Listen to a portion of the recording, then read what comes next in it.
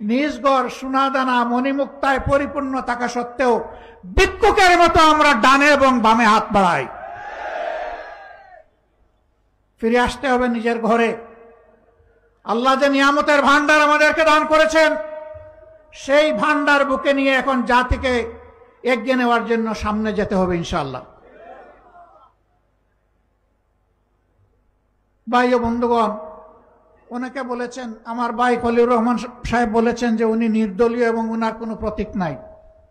আমি দায়িত্বহীন কণ্ঠে বলছি, সমস্ত মুসলমানদের প্রতীক হচ্ছে আল কোরআন। আমরা পরিচয়বিহীন নই। এই কোরআন আমাদের পরিচয়কে আসমানের নিচে এবং জমিনের উপরে সাবিত করে দিয়েছে। অতএব আমাদের প্রতীক হচ্ছে আল কোরআন। এই কোরআন নিয়ে বাঁচতে চাই, এই কোরআনের সাথে চলতে চাই, এই কোরআন বুকে নিয়ে দুনিয়া থেকে বিদায় নিতে চাই, এই কোরআন বুকে নিয়ে কিয়ামত তাহাবুনি আল্লাহ রাব্বুল আলামিনের সামনে দাঁড়াতে চাই। কোরআনকে বাদ দিয়ে যা আসবে সামনে, মুসলমান হিসাবে আমার এবং আমাদের পক্ষে কবুল করা সম্ভব নয়।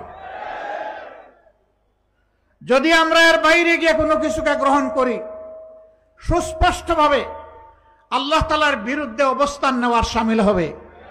এ দুঃসাহস কার? আমরা যখন মসজিদে যাই, এই ধরনের দ্বীনি মাহফিলে যখন আসি, চতুর্দিকে একটা শান্তির পরিবেশ বিরাজ করে, কিন্তু এই মানুষগুলা যখন মসজিদ থেকে মাহফিল থেকে বের হয়, রাস্তায় শান্তি নেই, পরিবারে শান্তি নেই, ব্যবসায় শান্তি নেই, চাকরিতে শান্তি নেই, সমাজে শান্তি নেই, বিশ্বে শান্তি নেই। এই শান্তি নেই কেন? কেন নেই তাও আল্লাহ তাআলা স্পষ্ট করেছেন। আফা তুমিনুনা বিবাদিল কিতাবি ওয়া তাকফুরুনা বিবাদ। আমি যে কিতাব আল কোরআন তোমাদেরকে দান করেছি, তোমরা কি তার অংশ বিশেষ কবুল করে নিয়েছো, ঈমান এনেছো, আর তোমরা তার অংশ বাদ দিয়ে দিয়েছো, যা তোমাদের ভালো লাগে না।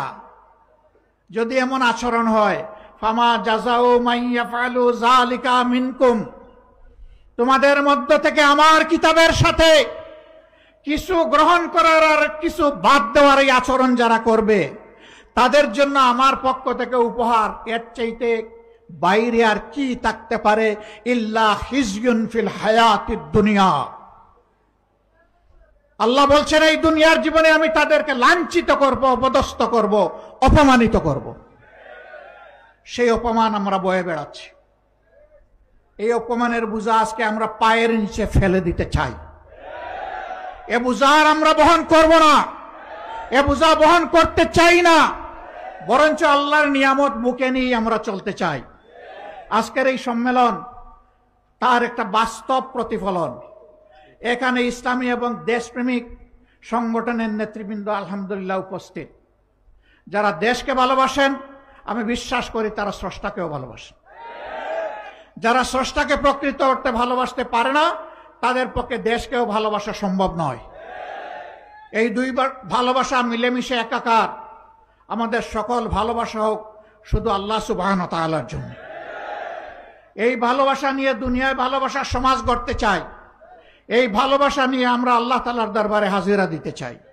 আর এই ভালোবাসা বুকে নিয়ে এই মাবুদের জান্নাতেও আমরা উপস্থিত হতে চাই। সম্মানিত সুধী মণ্ডলী, আগামী নির্বাচনে কাকে ভোট দিবেন, কাকে দিবেন না, খুবই চমৎকারভাবে লিখিত বক্তব্যে সম্মানিত ভাই হযরত মাওলানা খলিলুর রহমান সাহেবের পক্ষে একজন যোগ্য আলিম এখানে পাঠ করেছেন। বিষয় একদম ফকফকা সাফ, এখানে কোনো অস্পষ্টতা নেই। একেবারে হাতে আঙ্গুল দিয়ে দেখিয়ে দেওয়া হয়েছে, শুধু নামটা বাকি আছে। নাম আপনারা ঠিক করবেন। আঙ্গুল সোজা আছে, সিরাতুল মুস্তাকিমে চলবো আমরা ইনশাআল্লাহ।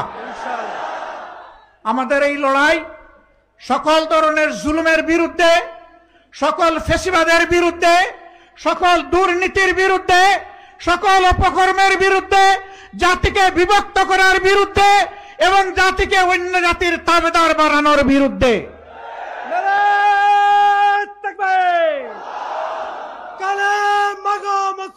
মুসলমান কারো লাল চোখ পরোয়া করবে না ইনশাআল্লাহ। আমরা পরোয়া করব শুধু পরওয়ারদিগারকে। আল্লাহ তাআলা সেই তৌফিকটুকু আমাদেরকে দান করুন। আগামী নির্বাচনের মধ্য দিয়ে নতুন বাংলাদেশের নতুন ইতিহাস রচিত হবে ইনশাআল্লাহ।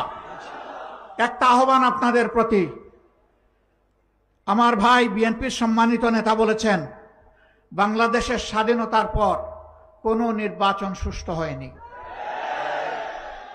একটা সুষ্ঠু নির্বাচনের পিপাসা নিয়ে জাতি এখন অপেক্ষা করছে। এই নির্বাচনে অতীতের মতো কোনো ইঞ্জিনিয়ারিং, কোনো মেকানিজম অথবা ভোট কেড়ে নেওয়ার কোনো পায়তারা চালানো হলে আমি আপনাদেরকে বলবো আপনারা বুলেট হয়ে গর্জন করবেন। ওই দুষ্ট হাত আপনারা অবশ করে দেবেন। শুধু ভোট দিবেন না, ভোটের পাহারাদারিও করবেন। আপনার ভোটে আপনার প্রতিনিধি নির্বাচিত হবে, সেটি নিশ্চিত না হওয়া পর্যন্ত আপনারা বিশ্রাম নেবেন না। বলবেন যে দায়িত্ব আমাদের দিয়ে আপনারা কি অবসরে যাবেন? না না, আপনাদের সামনে থেকে একসাথে লড়াই করব ইনশাআল্লাহ। মানুষের অধিকার প্রতিষ্ঠার জন্য এ লড়াই থেকে কেউ আমাদেরকে থামিয়ে রাখতে পারবে না ইনশাআল্লাহ। ভোট পছন্দের প্রার্থীকে যে যাকে পছন্দ করে তাকে দেবে, কিন্তু আমাদের অনুরোধ আমাদের সকল ভাই মা এবং বোনেরা যেন ভোটের সেন্টারে যান, ধৈর্য ধরে ভোট যেন তারা দিয়ে আসেন, কোনো বিশৃঙ্খলা হলে সফলভাবে যেন মোকাবেলা করেন এবং জানিয়ে দেন যে ওই বাংলাদেশ শেষ, আজ থেকে নতুন বাংলাদেশ। আল্লাহ তাআলা সেই বাংলাদেশ গড়ার তৌফিক আমাদেরকে দান করুন। আসসালামু আলাইকুম ওয়া রাহমাতুল্লাহ।